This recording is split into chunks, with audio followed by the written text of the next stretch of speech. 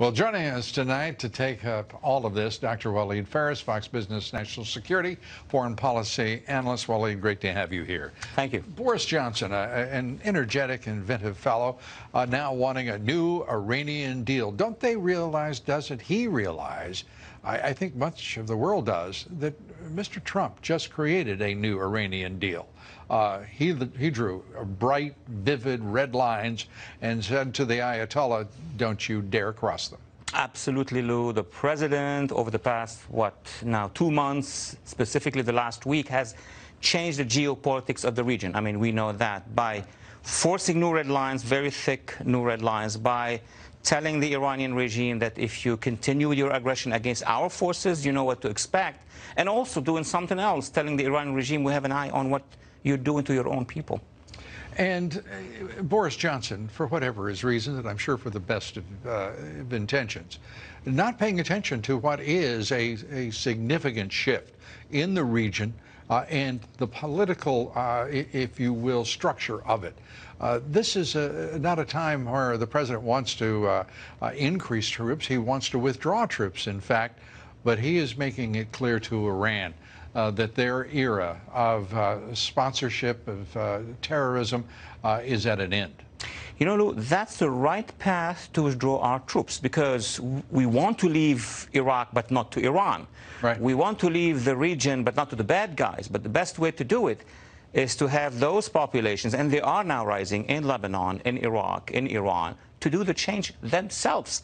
You know, with one tweet, I guess 3 tweets, half of which were in Persian, the U.S. president has been able to move masses and masses aside Iran, and the regime now is concerned more about his population than us.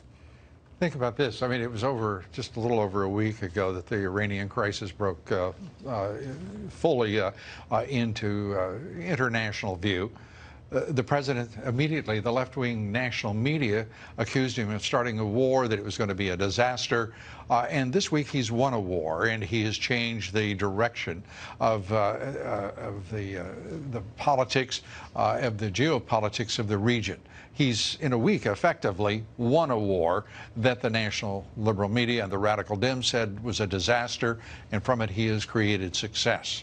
It's a masterful performance. It is, because the president did something the other camp did not do, or even the previous administration, that is to let the Iranian regime know that we are serious in our business of protection of our own forces. That is very important. The picture of us, of the president ordering our defense versus the U.S. sailors captured by the Iranians under the previous administration is very big. But second, the president listens to what the people on the ground. He has this pragmatic connection with the base, not just here at home, but also in the region. And he understood that the wind is now with him, because the population in the region have enough of this Ayatollah regime.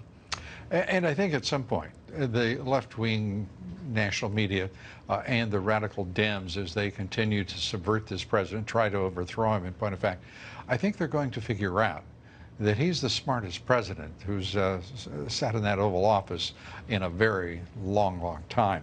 The War Powers Act, Tim Kaine today bragging he has 51 votes to support it, and amongst the rhinos who are named, if we could show this full screen of who might amongst those rhinos be voting for the War Powers Act, here they are.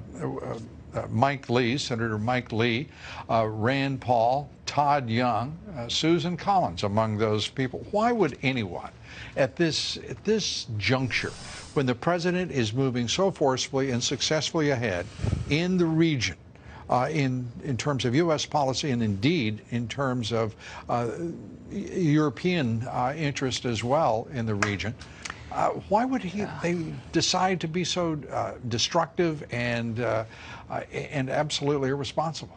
You know, Lou, I think that a healthy debate on the war powers of a president, the United States president, a dialogue between Congress and the president is fine. My concern is different, is why now, and why at this point in time, as you said, you called it conjuncture.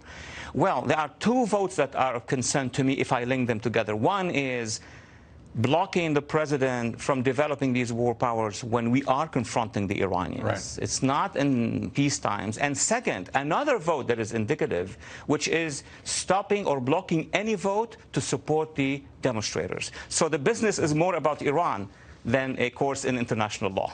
And, well, Mr. Tim King will have to bear responsibility for that, and any who join him. It's a shame, and a shameful, in my opinion, act. Wally Phares, always great to talk with you. Thanks so much, sir. Thank you, Lou. Appreciate it. Thank you.